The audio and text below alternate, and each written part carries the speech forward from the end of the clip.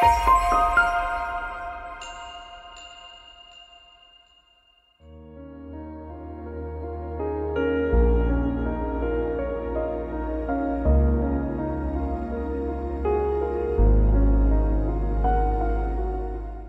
eateth my flesh, and drinketh my blood, hath eternal life, and I will raise him up at the last day. For my flesh is meat indeed, and my blood is drink indeed. Hello everyone, kita akan mulai seri pelajaran baru, dan di dalam seri ini kita akan pelajari tentang The Feast. Judul daripada pelajaran ini adalah The Shadow After the Cross, atau bayang-bayang setelah kayu salib. Banyak orang berpendapat bahwa semua bayang-bayang, namanya bayang-bayang, sudah berakhir di kayu salib atau sudah dipakukan ke kayu salib. Jadi seakan-akan semua bayang-bayang itu hanyalah bayang-bayang yang menunjukkan kepada kematian Tuhan Yesus di kayu salib. Sehingga nggak ada bayang-bayang selain bayang-bayang yang berakhir di kayu salib. Tetapi pertanyaannya, apakah itu bisa dibuktikan dari Alkitab? Oleh sebab itu, kita harus buktikan dari Alkitab kalau memang pendapat itu dan pengertian itu bisa disustain, dibuktikan kebenarannya dari Alkitab. Di 1 Tesalonika 5 ayat 1 dikatakan, segala hal harus diuji. Dan kalau saya bisa buktikan dari Alkitab bahwa hal itu benar dan baik, peganglah erat-erat apa yang baik itu berdasarkan apa yang sudah diungkapkan dengan sangat jelas tanpa unsur keraguan dari Alkitab. Di Lukas 8 ayat 11 kita lihat Tuhan Yesus memberikan perumpamaan kepada murid-muridnya. Dia bilang benih itu adalah firman Tuhan. Jadi benih itu disamakan dengan firman Tuhan. Jadi sebagaimana seseorang menabur benih dan menghasilkan buahnya, firman Tuhan pun ditabur dan menghasilkan buah, yaitu karakter the image of God yang sudah di-restore kembali karena Adam dan Hawa sudah kehilangan karakter itu di saat mereka berdosa. Jadi benih itu sama dengan firman Tuhan.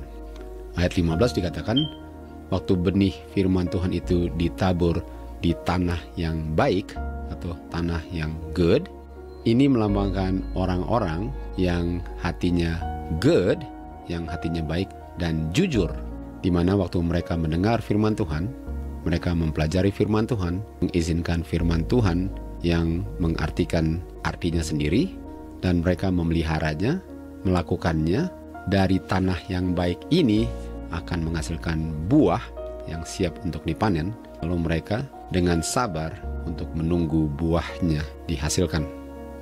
Jadi kita harus buktikan segala sesuatu, dan patokan standar pembuktian apa yang benar itu adalah firman Tuhan. Dan orang-orang yang akan mengetahui apa yang benar itu adalah orang-orang yang jujur.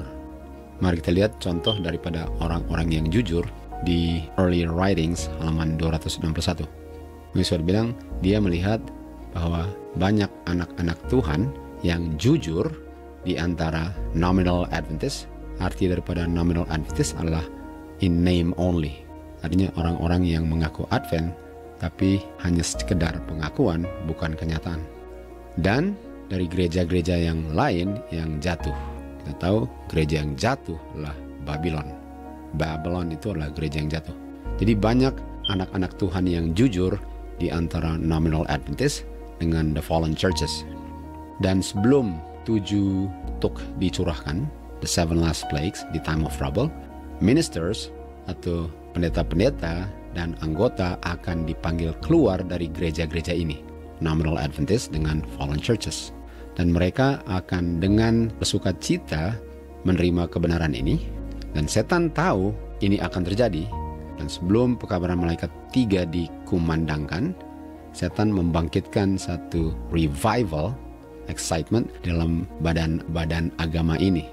Tujuannya ialah untuk mereka yang sudah tolak kebenaran, mereka pikir bahwa Tuhan masih bekerja di dalam gereja mereka. Artinya Tuhan nggak bekerja dalam gereja mereka karena mereka hanya pikir. Dan ini adalah hasil daripada religious excitement atau revival dalam badan-badan gereja ini untuk membuat mereka pikir. Tapi kenyataannya tidak, bahwa God masih bekerja dalam mereka. Setan mengharapkan untuk menipu orang-orang yang jujur yang berada di dalam nominal Adventist dengan fallen churches, supaya mereka pun pikir bahwa Tuhan masih bekerja di dalam gereja-gereja ini. Tapi waktu terang menyinari, jadi waktu pekabaran kebenaran akan didengar mereka semua, hanya mereka yang jujurlah yang akan tinggalkan gereja-gereja ini dan bergabung untuk berdiri bersama-sama dengan the remnant. Jadi hanya mereka yang jujurlah yang waktu mempelajari firman Tuhan, mereka akan tahu apa yang benar. Dan mereka akan bergabung dengan umat Tuhan di saat panggilan untuk keluar dari gereja-gereja ini. Jadi ujilah segala hal dan peganglah apa yang benar, dengan catatan kebenaran itu diperoleh dengan jujur waktu menyelidiki firman Tuhan.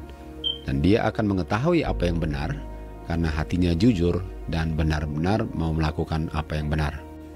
Sekarang mari kita lihat apa artinya untuk memiliki hati yang jujur. Kita baca di manuskrip 4, 1896, dikatakan, setiap orang yang dengan tekun dan dengan sabar menyelidiki firman Tuhan, agar dia bisa menolong orang lain untuk mengerti firman Tuhan, dan dia bisa masuk dalam pekerjaan Tuhan dengan benar, atau dia bisa melakukan pekerjaan Tuhan dengan benar, dan dengan hati yang jujur, artinya waktu dia menyelidiki firman Tuhan dengan tekun dan dengan sabar. Dan apa artinya untuk memiliki hati yang jujur? Dia menyingkirkan dia punya preconceived ideas. Artinya dia menyingkirkan semua pendapat-pendapat, ide-ide yang dia sudah bentuk dalam pikirannya mengenai topik tertentu.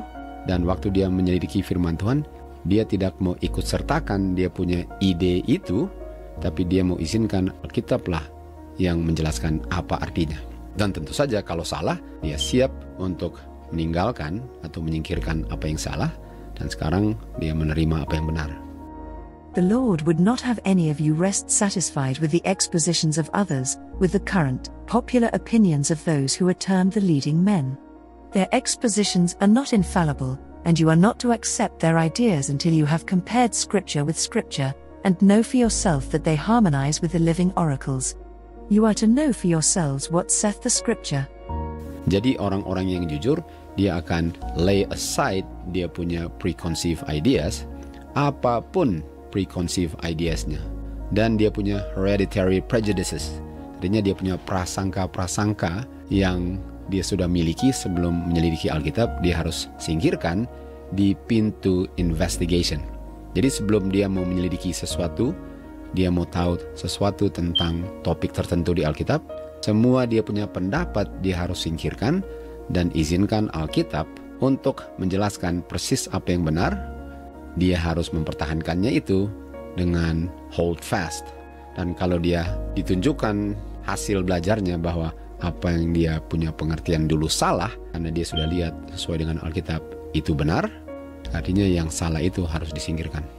Tetapi sangat gampang untuk menyalahartikan firman Tuhan atau membuat satu interpretasi yang salah waktu baca Alkitab, di mana seseorang itu menekankan ayat-ayat tertentu dan mengartikan arti ayat-ayat itu yang pada awal daripada penyelidikannya bisa kelihatannya benar. Tetapi kalau dia cari lagi lebih mendalam, sehingga dia menggalinya dalam sampai kena dia punya fondasi batu, dia akan sadar bahwa dia punya pengertian pada awal investigationnya salah. Dan kalau seorang yang mencari kebenaran akan membandingkan Alkitab dengan Alkitab, artinya saya nggak pernah bisa mengartikan sesuatu di Alkitab kecuali Alkitablah yang mengartikannya dengan jelas apa artinya itu. Dan kalau dia mencarinya seperti demikian, itulah kunci yang membuka semua harta kebenaran yang tersembunyi dalam Alkitab dan tidak bisa ditemukan oleh orang yang hanya surface readers. Barulah dia akan melihat bahwa impresi pertamanya dia nggak bisa mempertanggungjawabkannya. Dan kalau dia tetap mempertahankan dia punya pengertian yang dia sudah bentuk sebelum menyelidiki dari Alkitab sendiri untuk membuktikan bahwa itu benar, dia sekarang menggabung atau mencampur baur apa yang salah dengan yang benar.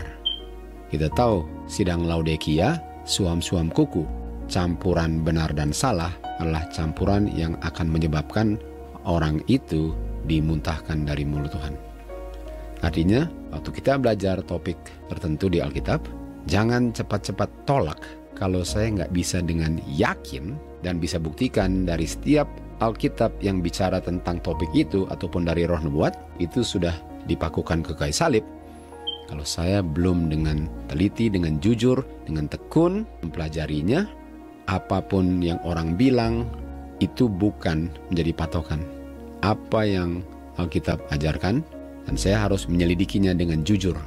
Apakah memang sudah dipakukan ini feast, atau apakah masih dilakukan setelah kayu salib? Dan kita akan izinkan Alkitab dan roh nubuat untuk menjelaskan topik ini, karena kita mau dengan teliti, dengan tekun, dan dengan hati yang jujur untuk mengambil kesimpulan, dan semua kesimpulannya akan berdasarkan Alkitab dan tulisan-tulisan roh nubuat. Oleh sebab itu, mari kita pelajari topik feast ini, dan kita akan mulai di Kolose 2 ayat 16 dan 17. Di sini dikatakan, janganlah siapapun menghakimi kamu dalam hal makan, atau dalam hal minum, atau dalam respect holiday, the new moon, atau the Sabbath days. Kita akan bahas lagi apa artinya untuk jangan izinkan siapapun untuk menghakimi kamu, tapi itu di bagian yang lain nanti. Dan dikatakan, yang mana semua ini, dan semua ini adalah makan, minum, holiday, new moon, Sabbath days, di mana semua ini adalah bayang-bayang dari yang belum terjadi atau dari yang akan datang, tapi tubuhnya adalah Kristus. Yang saya mau tekankan di sini adalah kata bayang-bayang. Dikatakan di sini bahwa meat, drink, holiday, new moon dengan Sabbath days itulah bayang-bayang. Itu semua adalah bayang-bayang. Nah, kita tahu Rasul Paulus yang menulis buku Kolose, dan Rasul Paulus tulisnya setelah kayu salib. Dan kata are, dia sedang bicara tentang sekarang. Sekarang ini adalah bayang-bayang, karena are adalah present tense jamak. Dan kalau present tense jamak artinya semua ini yang adalah jamak, yang adalah meat, drink, holiday, new moon dengan Sabbath days, semua ini sekarang setelah kayu salib adalah bayang-bayang. Jadi dari ayat ini saja kita bisa lihat bahwa setelah kayu salib ada bayang-bayang yang masih perlu dilakukan. Karena kalau ini adalah bayang-bayang sebelum kayu salib, sehingga penggenapannya di kayu salib, dia akan bilang which were a shadow of things to come. Tapi dia nggak bilang which were a shadow, karena which were a shadow artinya dulu ini adalah bayang-bayang, sementara sekarang bukan bayang-bayang lagi. Jadi ini semua meat, drink, holiday, new moon dengan Sabbath days sekarang adalah bayang-bayang. Nah, kalau bayang-bayang artinya masih berlaku. Kalau ini bayang-bayang artinya ini bukan bayang-bayang kematian Tuhan Yesus, karena masih dilakukan setelah kayu salib. Jadi untuk bilang bahwa ini sudah dipakukan, itu nggak sesuai dengan apa yang dibilang di ayat. Walaupun kamu nggak tahu apa ini meat and drink dan semua ini, tapi paling kurang dengan baca ayat ini kamu tahu ini masih ada sekarang. Dan inilah bayang-bayang yang masih berlaku setelah kayu salib. Ini bukan bayang-bayang sebelum kayu salib, karena Rasul Paulus tulisnya setelah kayu salib, dan dia bilang are. Are adalah sekarang, bukan were. Kalau dia sekarang bilang tentang ini dulu, dia akan bilang which were a shadow. Tetapi dia bilang ini sekarang bayang-bayang, which are a shadow. Jadi meat, drink, holiday, new moon dengan Sabbath days adalah bayang-bayang yang dibuat setelah kayu salib. Ini buktinya bahwa enggak semua bayang-bayang dipakukan ke kayu salib. Ada bayang-bayang yang bukan bayang-bayang daripada kematian Tuhan Yesus, sehingga tidak dipakukan ke kayu salib, sehingga masih berlaku sebagai bayang-bayang dari hal-hal yang belum terjadi, of things to come.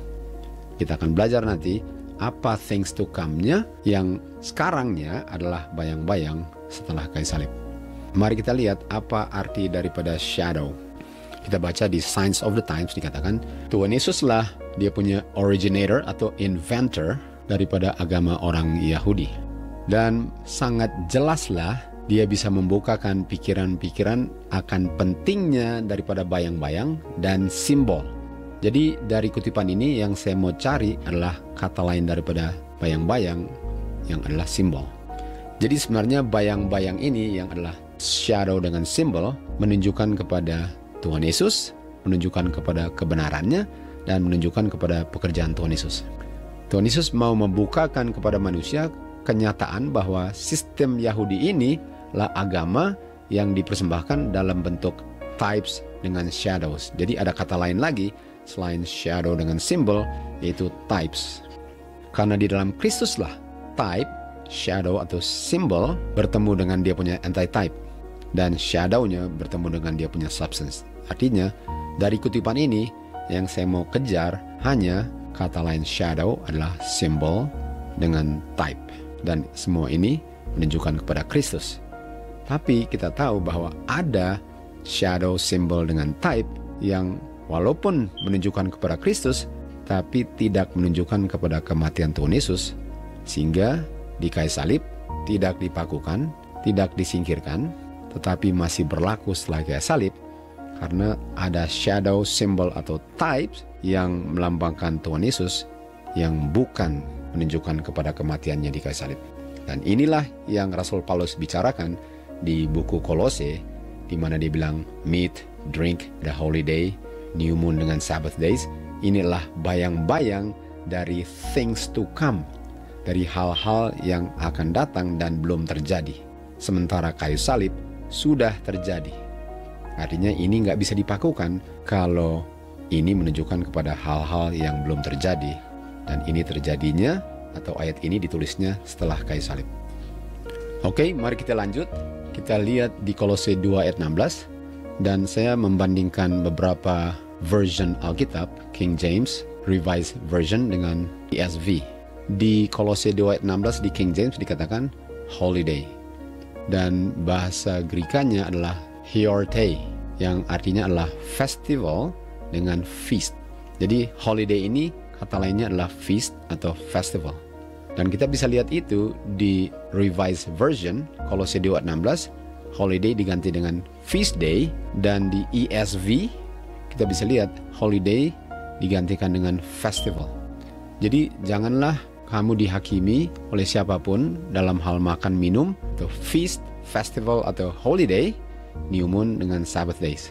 Dan ini semua adalah bayang-bayang dari hal-hal yang belum terjadi. Kita lihat di Imamat 23 ayat 1 dan 2, kalau kita mau lihat kata feast dengan festival. Di ayat 2 dikatakan, berbicaralah kepada anak-anak Israel dan bilang kepada mereka mengenai the feast. Ini kata feast ini sama dengan di Kolose 2 ayat 16, holiday atau festival. Mengenai the feast of the Lord. Ini Tuhan punya feast yang kamu akan proclaim dan kamu akan merayakannya sebagai Holy Convocation.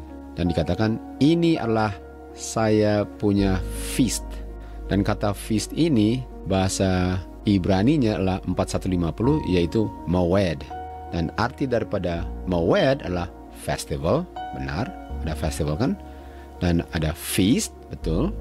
Dan di situ festivalnya dengan feastnya adalah set feast, di mana ditetapkan pada waktu-waktu tertentu untuk pertemuannya, atau kata assembly. Jadi di Kolose 2 ayat 16 dikatakan, janganlah kamu dihakimi oleh siapapun waktu kamu makan dan minum, waktu kamu berkumpul, waktu kamu assemble, pada set feast, pada waktu yang sudah ditetapkan, dan pada new moon dengan pada Sabbath days. Inilah bayang-bayang. Artinya ini feast atau set feast, atau saat kita kumpul sama-sama di waktu yang ditetapkan Tuhan, itu adalah bayang-bayang. Dan itu tidak dipakukan ke kayu salib. Ini semua adalah bayang-bayang. Lalu kita lihat di ayat 3, setelah ayat 2 dibilang, ini adalah saya punya feast. Lalu ayat 3 dikatakan, 6 hari kamu bekerja, hari ke-7 adalah hari Sabat istirahat, dan hari ke-7 hari Sabat adalah Holy Convocation. Di ayat 2 dikatakan, feast itu adalah Holy Convocation. Artinya Holy Convocation itu adalah dia punya feast. Dan ayat yang pertama setelah dibilang di ayat 2 itu adalah hari Sabat. Sementara kita tahu di Kolose dikatakan ada hari Sabatnya di situ. Dia punya feast, festival, holiday dengan bicara hari Sabat. Hari Sabat adalah dia punya Holy Convocation.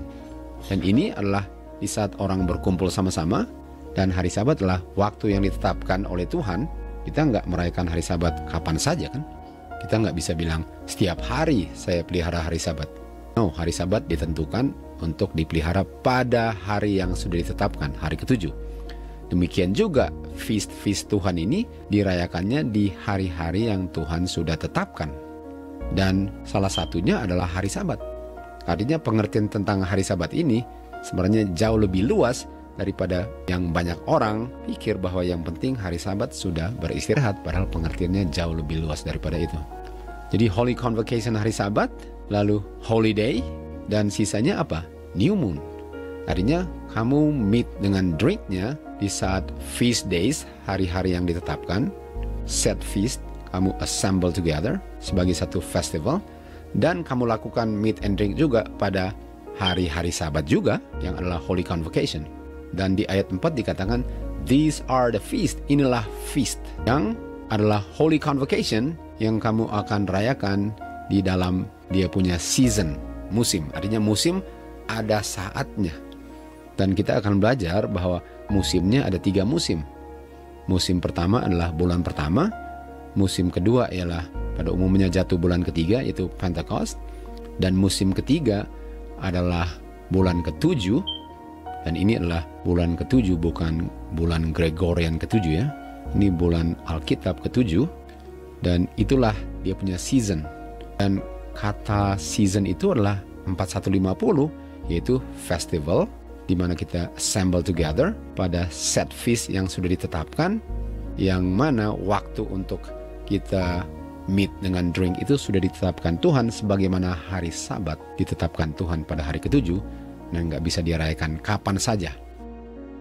Ada yang menganjurkan bahwa kita rayakan hari Sabat kapan saja atau setiap hari. Dan sebagai orang Advent, kita nggak setuju dengan itu, karena kita rayakannya pada hari ke-7, bukan kapan saja.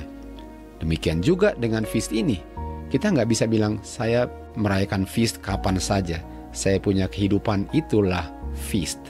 Itu sama dengan hari Sabat, saya rayakan setiap hari. Untuk bilang bahwa saya punya feast, saya rayakan kapan saja. Nggak bisa. Ini bukan spiritual feast, di mana saya punya kehidupan adalah feast. Kalau itu benar, artinya hari Sabatnya pun saya nggak perlu rayakan hari Sabat, karena saya punya kehidupan adalah spiritual Sabbath. Kita tahu itu tidak benar. Demikian juga nggak benar untuk bilang saya punya kehidupan adalah spiritual feast, di mana saya nggak perlu merayakannya di waktu dan cara untuk merayakannya yang Tuhan sudah tetapkan untuk kita punya keselamatan. Jadi kita lihat tadi bahwa meat, drink, holiday atau set feast, new moon dengan Sabbath days, itulah bayang-bayang dari things to come, dari yang belum tiba. Sementara kayu salib sudah lewat di saat Rasul Paulus menulis Kolose 2 ini. Jadi apa things to come-nya, yang mana semua ini adalah bayang-bayangnya.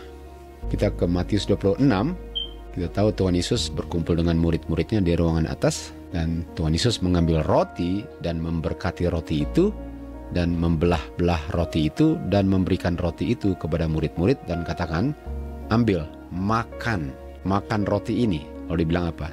Roti ini adalah saya punya tubuh. Kita tahu bahwa roti itu bukan tubuh Tuhan Yesus. Artinya roti itu adalah lambang daripada tubuh Tuhan Yesus. Roti itu adalah bayang-bayang daripada tubuh Tuhan Yesus. Karena dia bilang, ini adalah tubuhku, roti adalah tubuhku. Jadi roti itu adalah bayang-bayang. Lalu kita lanjut lagi di ayat 27. Dia mengambil dia punya cup, dia gave thanks dan memberikan cup itu penuh dengan dia punya grape juice, dan dia bilang kepada murid-murid, minum, karena inilah saya punya darah. Kita tahu grape juice bukan darah.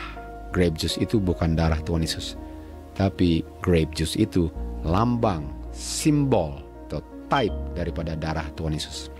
Jadi mereka, Tuhan Yesus perintahkan untuk makan lambang tubuhnya dan minum lambang darahnya.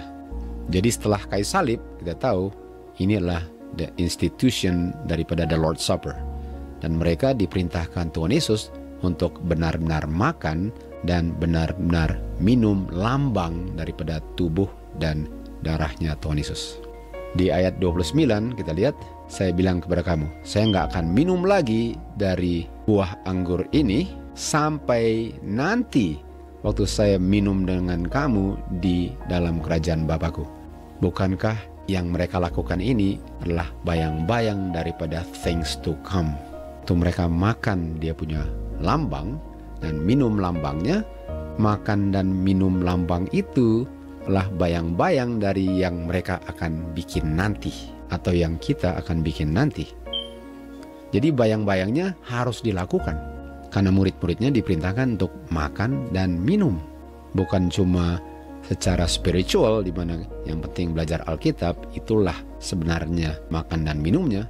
Tapi kita tahu mereka perlu makan lambangnya dan minum lambangnya, yang melambangkan yang adalah bayang-bayang daripada yang akan mereka lakukan nanti di dalam kerajaan Bapaknya.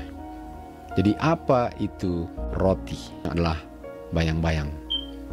Di Yohanes 6 ayat 48 dikatakan, akulah roti hidup itu, atau roti kehidupan itu. Jadi Tuhan bilang, sayalah roti kehidupan itu. Kita tahu bahwa roti itu tadi adalah lambang daripada Tuhan Yesus, atau lambang daripada kehidupan Tuhan Yesus. Kita bisa lihat bahwa roti ini nggak bisa dipakukan ke kayu salib, atau makan roti itu nggak berlaku lagi setelah kayu salib kalau roti ini melambangkan kehidupan, sementara yang dipakukan semua yang lambang kematian. Ayat 50 dikatakan, ini adalah roti yang turun dari surga agar kamu bisa makan dan tidak mati. Jadi roti ini perlu dimakan karena makan roti ini lambang makan kehidupan sehingga tidak mati. Dan ini bicara kehidupan kekal. Ayat 51, Tuhan Yesus bilang, akulah roti hidup yang turun dari surga. Jikalau kamu makan roti ini, jikalau kamu makan lambang kehidupan ini, dia akan hidup selama-lamanya. Artinya roti ini adalah lambang kehidupan kekal. Sementara semua yang dilakukan sebelum kayu salib yang menunjukkan kepada kematian Tuhan Yesus, yang dipakukan ke kayu salib adalah lambang kematian kekal. Sementara roti yang harus dimakan ini adalah lambang kehidupan kekal. Tentu saja, kalau saya mengerti bahwa roti ini melambangkan kehidupan kekal, yang adalah bayang-bayang setelah kayu salib, saya nggak akan pakukan dia ke kayu salib kalau ini adalah lambang kehidupan kekal. Lalu Tuhan selanjut, roti yang aku berikan adalah saya punya flesh, saya punya daging, tubuh, dan akan diberikan untuk kehidupan orang-orang di dunia ini. Artinya untuk makan dan minum ini adalah lambang terima kehidupan kekal. Dan bukan hanya dalam pikiran dimakannya, tapi benar-benar ada roti dan ada minuman yang lambang daripada kehidupan kekal yang harus dimakan dan diminum.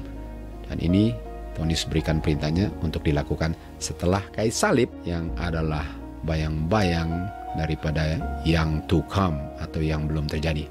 Ayat 53, Tuhan Yesus bilang, kecuali kamu makan, sekarang dia ganti roti ke flesh, kecuali kamu makan saya punya tubuh atau roti, dan minum saya punya darah atau grape juice, kamu nggak ada kehidupan di dalam kamu. Artinya walaupun cuma lambang perlu dilakukan, tetapi bukan berarti bahwa yang paling penting kenyataannya, sehingga bayang-bayangnya tidak perlu dilakukan. Kalau makan dan minum bayang-bayangnya adalah perintah yang diperintahkan Tuhan Yesus kepada murid-muridnya. Ayat 54, barang siapa makan tubuhku dan minum darahku memiliki kehidupan kekal. Ayat 55, sekarang Tuhan Yesus ganti kata flesh dengan blood menjadi meat dengan drink. Karena dikatakan saya punya flesh adalah meat dan saya punya darah adalah drink. Artinya ada yang harus dimakan dan diminum sebagai lambang yang melambangkan sesuatu yang belum terjadi, dan ini dilakukannya setelah kayu salib, sehingga nggak bisa semua ini dipakukan ke kayu salib kalau dilakukannya setelah kayu salib.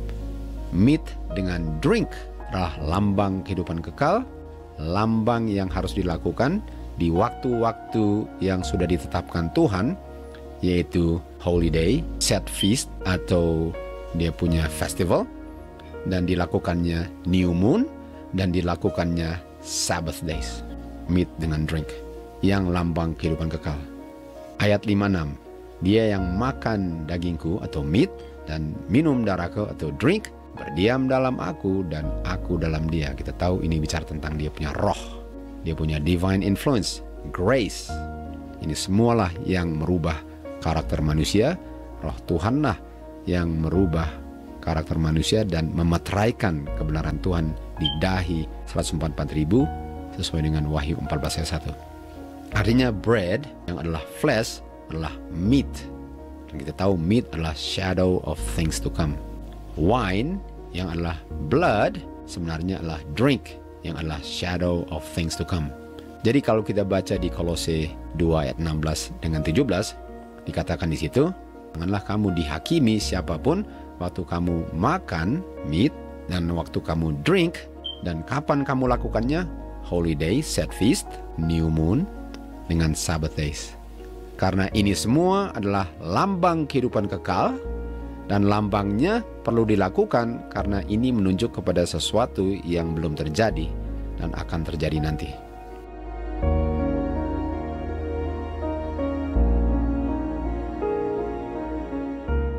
Oke, kita akan meringkaskan pelajaran pertama ini dan membuat kesimpulannya.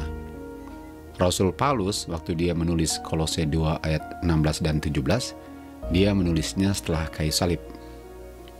Dan meat and drink adalah atau are bayang-bayang yang perlu dilakukan setelah kayu salib.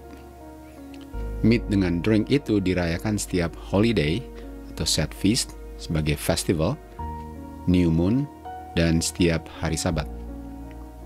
Feast days atau holiday, new moon dengan Sabbath days tidak dipakukan ke kayu salib.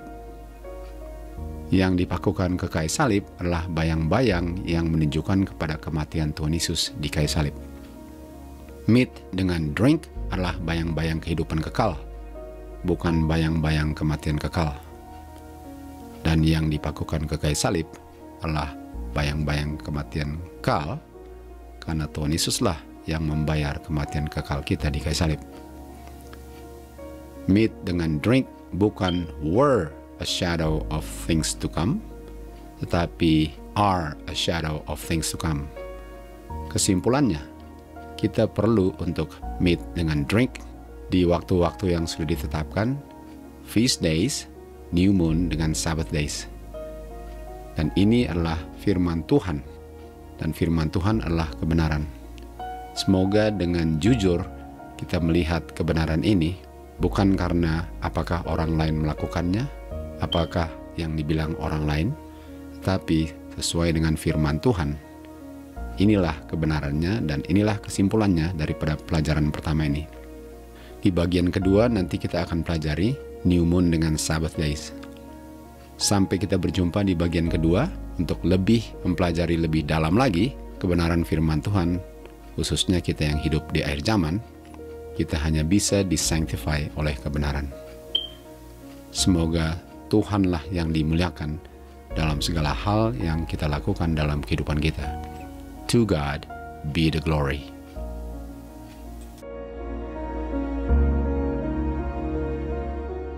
For as the new heavens and the new earth, which I will make, shall remain before me, saith the Lord, so shall your seed and your name remain. And it shall come to pass, that from one new moon to another, and from one Sabbath to another, shall all flesh come to worship before me, saith the Lord.